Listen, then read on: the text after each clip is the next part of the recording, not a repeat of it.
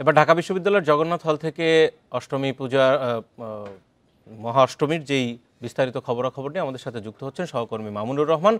মামুন, আজকে তো মহা অষ্টমীর যেই তিনটি পূজা, তিনটি প্রায় শেষের দিকে, দুটি হয়ে গেছে এবং আপনি বলছেন যে সন্ধি পূজারও এবার সময় দুপুরের দিকে, বাকিটা জানবো। যেমনটি বলছিলাম, সন্ধি পুজো কিন্তু এবার 1:50 থেকে শুরু করে 2:38 পর্যন্ত এই সন্ধি পুজোটা হবে। এই সন্ধি পুজো মূলত যে মহা অষ্টমীর শেষ 24 মিনিট এবং নবমীর প্রথম 24 মিনিট, এই 48 মিনিট কিন্তু এই সন্ধি পূজা করা হয়। এই সন্ধি পুজো মূলত যে দুর্গা কিন্তু এই সময়টিকে মহিষাসুর যে তাকে বধ করেছিলেন সেই ক্ষণে কিন্তু একটি বন্দনা করা হয়। এছাড়া এই বন্দনা পরে কিন্তু ভক্তরা তাদের যে বাসনা এবং মহিষাসুর যে অশুভ শক্তি ছিল, যে দুর্বার যে শক্তি ছিল, সেই অপশক্তির যে পরাজয়, সেই পরাজয়কে কেন্দ্র করেই কিন্তু ভক্তরা তাদের প্রার্থনা করে থাকেন। এছাড়া যদি আমি সকাল থেকে যদি এখানকার আমি বিভিন্ন মণ্ডপে ঘুরেছি, মণ্ডপের যেই সকাল থেকে যে রীতিনীতি যে হিন্দু ধর্মাবলম্বীদের যে ছিল, তারা কিন্তু সকাল 8:50 থেকেই যে কলাম্বর ও বিহিত যে পূজা, সেই পূজার ধারা কিন্তু শুরু করে। এরপরে কিন্তু শুরু হয়েছে বেলা 11টার দিকে রামকৃষ্ণ মিশনে যে একমাত্র যে কুমারী পুজো হয়, সেই পুজো কিন্তু সকাল 11টার দিকে শুরু হয়। শুরু পরে কিন্তু যে মায়ের অর্ঘ্য পুষ্পমাল্য, সে মায়ের দুর্গার যে অর্ঘ্য পুষ্পমাল্য, তারপরে কিন্তু পুষ্পাঞ্জলি দেওয়া হয়। এই পুষ্পাঞ্জলির পরে কিন্তু যে ভক্তরা যে উপোস ছিলেন, সেই উপোস কিন্তু ভাঙে। পুষ্পাঞ্জলির ভাঙার পরে কিন্তু তারা যে মায়ের কাছে তাদের মনোবাসনা এবং তাদের যে চাওয়া পাওয়া, সেগুলো কিন্তু তারা প্রার্থনা করেন। আমরা এখানে যারা আসছেন হিন্দু ধর্মাবলম্বীদের পাশাপাশি যে অন্য ধর্মের লোকেরা, তাদের সাথে আমরা কথা বলেছি, তারা কিন্তু সকলেই যে বিষয়টি তুলে ধরেছেন যে ধর্ম কিন্তু যে একটি নির্দিষ্ট ধর্মের হলো, কিন্তু উৎসবটি কিন্তু সবার বলছিলেন যে উৎসবের যে চাওয়া পাওয়া, উৎসবের যে আনন্দ, সেটা কিন্তু সকলের মাঝে সবাই ভাগাভাগি করে নিতে চায়। হ্যাঁ, এছাড়া যে এখানকার যে নিরাপত্তার ব্যবস্থার কথা যদি আমি বলি, যে প্রতিটি মণ্ডপে কিন্তু পর্যাপ্ত পরিমাণ নিরাপত্তার ব্যবস্থা রয়েছে এবং আইন শৃঙ্খলা কোনো ধরনের ত্রুটিপূর্ণ নেই এবং কোনো ধরনের শেষ অবধি যে আগামী দুদিন পর যে মহাদশমী, সেই দশমীতে পর্যন্ত কোনো ধরনের বিশৃঙ্খলা হবে না, এমনটাই প্রত্যাশা করছেন সকলে। ঢাকা বিশ্ববিদ্যালয় জগন্নাথ হল থেকে এই ছিল আমার কাছে সর্বশেষ। জগন্নাথ হল থেকে জানাচ্ছিলেন সহকর্মী মামুনুর রহমান। শঙ্খ, কাঁসর ও ঢাকের তালে সারা দেশে চলছে শারদীয় দুর্গোৎসবের মহা অষ্টমীর নানা আয়োজন। সকাল থেকেই অঞ্জলি দিতে পূজা মণ্ডপে ভিড় করেন ভক্তরা। ফল, মিষ্টি, জল, নৈবেদ্যের ভোগ শেষে 108টি পদ্মফুল অর্পণ করা হয় দেবীর চরণে। মূল আনুষ্ঠানিকতা কুমারী ও সন্ধি পূজা শেষে শুরু হবে মহানবমীর আনুষ্ঠানিকতা। সিলেটে কুমারী পূজার মধ্য দিয়ে দেবী দুর্গার মাতৃশক্তির আরাধনা সনাতন ধর্মাবলম্বীদের। নগরীর দক্ষিণ সুরমার জৈনপুরে অবস্থিত শ্রী শ্রী মহালক্ষ্মী ভৈরবী গ্রীবা মহাপীঠে সকালেই পূজা শেষে পুষ্পাঞ্জলি দেন ভক্তরা। দুর্গার কাছে চাচ্ছি যে আমাদের দেশের জন্য শান্তি এবং সৌহার্দ্য একটা পরিবেশ তৈরি হয়। শৈশব সময়ের ওনার দর্শনটা আমরা উপভোগ করতে পারলাম, মার কাছে মন খুলে প্রার্থনা করতে পারলাম। চট্টগ্রামে রাজাপুকুর লেন পঞ্চমাতা বিগ্রহ ও সেবাশ্রম এবং পাথরঘাটা হরচন্দ্র মুন্সিফ লেনের শ্রী শ্রী রাধা গোবিন্দ ও শান্তিনেশ্বরী মাতৃমন্দিরে হয় পূজা।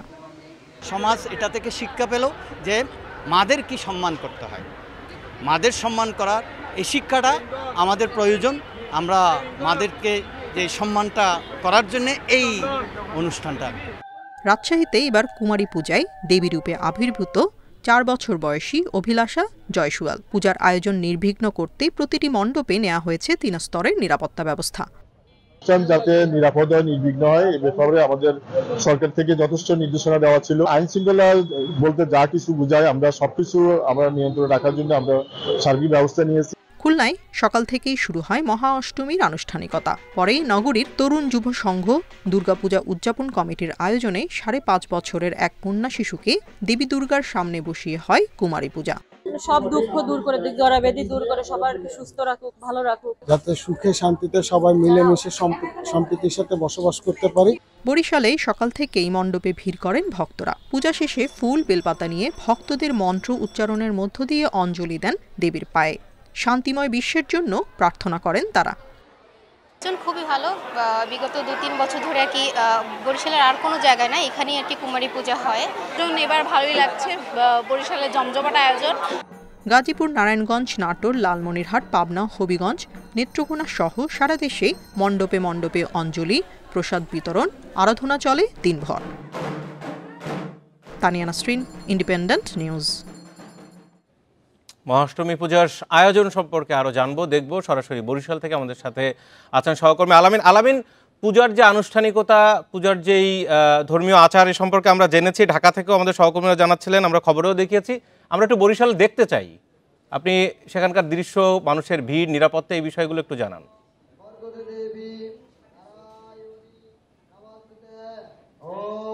জি, বরিশালে মহা অষ্টমীর যে পূজা উৎসাহ উদ্দীপনার মধ্য দিয়ে কিন্তু আসলে অনুষ্ঠিত হচ্ছে। এখনো কিন্তু পূজা চলছে। সকাল থেকে কিন্তু দেবী দুর্গার অঞ্জলি, যে ভক্তরা ছিলেন তারা কিন্তু অঞ্জলি এখানে প্রদান করেছেন এবং ধাপে ধাপে কিন্তু তারা অঞ্জলি দিয়েছেন। এবং বরিশালে আজকে সকাল থেকে কিন্তু আমরা বেশ কয়েকটি মন্দির ঘুরেছি এবং সেই মন্দিরগুলোতে আমরা দেখেছি যে আসলে ভক্তদের উপচে পড়া ভিড় ছিল, যার ফলে কিন্তু এখানে কয়েকবার কিন্তু অঞ্জলি প্রদান করার আয়োজন করা হয়। এরপরে কিন্তু বেলা 12টায় এখানে জগন্নাথ দেবের মন্দির রয়েছে, সেখানে যে কুমারী পূজা, সেই কুমারী পূজা অনুষ্ঠিত হয়েছে। সব মিলিয়ে আমরা দেখেছি যে আসলে বরিশালে আজকের যে অষ্টমী পূজার সকালে বেলার যে ভক্তদের যে ঢল নেমেছিল, সেই ঢলকে আসলে থামানো যায়নি। এখন পর্যন্ত কিন্তু পূজার আনুষ্ঠানিকতা চলছে এবং সন্ধি পূজা রয়েছে, সেই সন্ধি পূজার আনুষ্ঠানিকতা কিছুক্ষণ পরে কিন্তু আসলে শুরু হবে। এখানে যারা ভক্ত আসছেন তাদের সাথে আমরা কথা বলেছিলাম, তারা যেটি বলছেন যে এবছর যে তারা পূজা উদযাপন করছেন, বরিশালে প্রত্যেকটি মণ্ডপ বর্ণিল সাজে সাজানো হয়েছে। তারা সেই মণ্ডপগুলো ঘুরে দেখছেন এবং প্রত্যেকটি মণ্ডপে তারা প্রতিমা দর্শন করছেন। এরপরে তারা বিভিন্ন মণ্ডপে গিয়ে দেবীর কাছে প্রার্থনা জানাচ্ছেন এবং পাশাপাশি যে বরিশালের রামকৃষ্ণ মিশন রয়েছে এবং বরিশালের যে আরো যে মন্দিরগুলো রয়েছে, সেখানেও কিন্তু আমরা দেখেছি যে উৎসাহ উদ্দীপনার মধ্যে দিয়ে এখানে কিন্তু মন্ত্র পাঠের মধ্য দিয়ে আসলে যে পূজার আনুষ্ঠানিকতা সেটি কিন্তু আসলে চলছে। বরিশালের বেশ কিছু মন্দিরে কিন্তু যে বিষয়টি রয়েছে, সেখানে আমরা দেখেছি যে আসলে সকাল থেকেই আসলে এই আয়োজনগুলোর মূলত যে মন্ত্র পাঠের যে আয়োজনগুলো এবং যে দেবীর পায়ে যে অঞ্জলি দেওয়া, সেইগুলো কিন্তু আসলে সম্পন্ন হয়েছে। এর পাশাপাশি বরিশালের যে আইন শৃঙ্খলা বাহিনীর যে অবস্থা, সেটি হচ্ছে যে আসলে 3 স্তরে নিরাপত্তা ব্যবস্থা জোরদার করা হয়েছে। বরিশালে প্রত্যেকটি পূজা মণ্ডপে 8 জন করে আনসার বাহিনীর সদস্য মোতায়েন করা হয়েছে, পাশাপাশি পুলিশের সদস্যরা কাজ করছেন। এর পাশাপাশি আমরা দেখেছি র্যাবের টহল রয়েছে এবং সেনাবাহিনীরও টহল রয়েছে এবং সড়কে যাতে যানজট না থাকে সেজন্য আসলে বাড়তি নিরাপত্তার ব্যবস্থা করা হয়েছে এবং সড়কে আমরা দেখেছি যে কোনো প্রকার যানজট নেই, স্বাচ্ছন্দ্যে সবাই ঘোরাফেরা করতে পারছেন। সব মিলিয়ে কিন্তু উৎসাহ উদ্দীপনার মধ্যে দিয়ে বরিশালের যে শারদীয় উৎসবের অষ্টমী, সেই অষ্টমী তারা পালন করছে। আলামিন, আপনাকে থামাতে হচ্ছে, ঢাকের বাড়ির শব্দ আমরা শুনতে পাচ্ছি। আপনাকে অনেক ধন্যবাদ আমাদেরকে বিস্তারিত জানার জন্য। নিশ্চয়ই পরবর্তীতে আরো পরিস্থিতি সেখান থেকে আপনি জানাবেন, আমাদেরকে দৃশ্য দেখাবেন।